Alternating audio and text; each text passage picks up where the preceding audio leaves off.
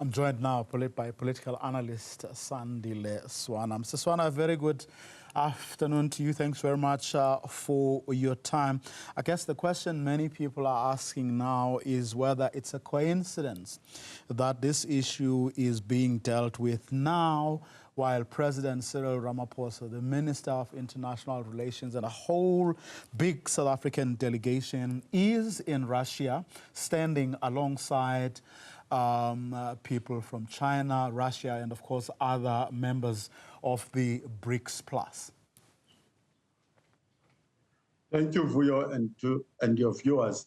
This is not a coincidence, Vuyo. Unfortunately, we also have to remember that it was the democratic government that actually signed an agreement with Taiwan, as it is commonly known, where these offices must be maintained, where the South African office would be located in Taiwan and where the Taiwanese office would be located here.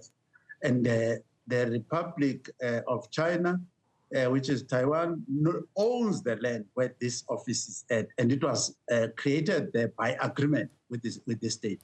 However, the conflict comes from the fact that Taiwan was born out of a domestic fight or a civil fight in China between the communists and the nationalists. And then when the communists won mainland China, the nationalists ran and formed what is now known as Taiwan. So China is trying to claim that land. They want to push it out of the political spotlight and probably take it.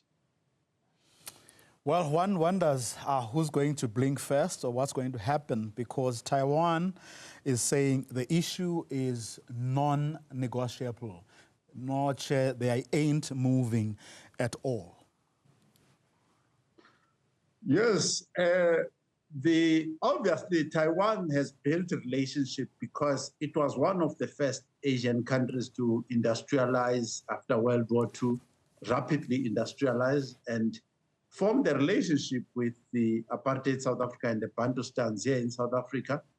And on paper, with the written agreement, there is no real proper grounds for this proposal that is being put forward. But South Africa is also trying to put itself on a good footing with China specifically. And China wants to expand its influence territorially, taking over Hong Kong, taking over Taiwan, and so on and so forth.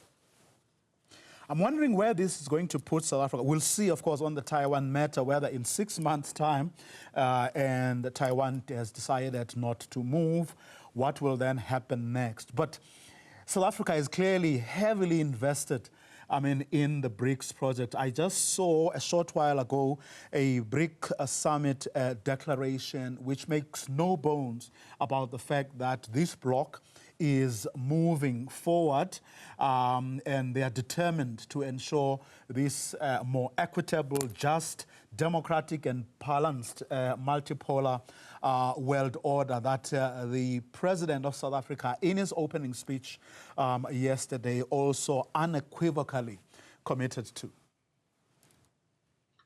Yes, Taiwan obviously has issued its own threats on this as to what they'll do to South African citizens and stricter measures, economic measures, past immigration measures, and so on. However, we must be aware that the ANC, which has been pioneering this BRICS matter, has lost the majority in South Africa, and it is in partnership with business leadership South Africa, also with the DA and the right wing more generally, who are 100% opposed to this BRICS thing, especially the advance of communist China, as well as other interests of Russia, which is part of BRICS. So, for instance, the DA issued a statement that Ramaphosa doesn't represent the true interests of the GNU when he expresses solidarity with Russia and things like that. So the ANC is standing on thin ice and is hoping for support outside the GNU to sustain its position. So there is not a very solid platform on which this whole agenda is being promoted. But then John Steenhuisen also said during their briefing that where the interests of the country are at stake, he is prepared, willing and able to actually make sure that they are not compromised by what may have been or what may be their stance, or whether it's towards Russia or whether it's towards China, saying at the end of the day, it has to be about what's in it for the people of South Africa, making the point that he has and will travel to China's and anywhere else for that matter where he has to promote the interests of the country. You know, we need to be a little bit more sincere when dealing with this topic.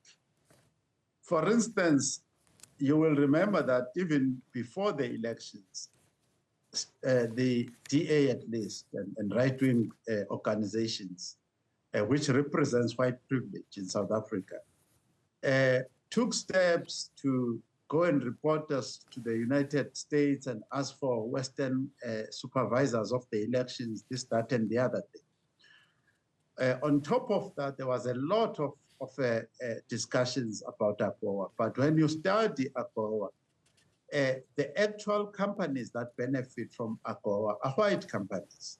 So when they talk about interests of South Africa, they are probably talking about the interests of white business, even the interests of what has come to be known as white monopoly capital. It is not the interests of Kuzwayo or Murolo or the black majority in South Africa. So there is a conflict of interest even in this matter of saying the national interest and this and the other thing. What some of these people represent is the continuation of white privilege, which has been supported for a long time by the United States of America. And we're aware that at least one of the senators in the US has already published a note. I can't remember if a senator or a congressman published a note requesting stringent action against China and South Africa specifically on the matter of Taiwan. Lastly, just as a parting shot, the BRICS, as they call it, the Kazan Declaration, is about 32 pages long, and it talks about anything and everything there is to talk about under the sun. But one of the things that are clear throughout the document is that this alliance, BRICS Plus, is determined to forge ahead. And what I want to ask you is whether, one, you think there's no stopping BRICS Plus now, and whether you think we will continue as South Africa to enjoy the position that South Africa initially occupied when it was just a handful of nations going forward, given the joining in of several other countries. South Africa has been able to punch above its weight based on the skill of the person in charge. For instance, Thabo Mbeki being one, and Naledi Pandor being another one. So at the moment, we don't have a clear, outright shining star to pioneer our international relations and to promote the standing of South Africa on the global stage. But it has never really been about the size of our country. It has been about the skill that we do have and our ability to wield influence. We'll see, of course, how things progress beyond this point. As I say, the summit declaration has now been formulated and has been made public, but we'll hear over the next couple of days as we interrogate those who were part of this summit and this declaration as to whether indeed there are very real benefits accruing for South Africa and, of course, the rest of the continent.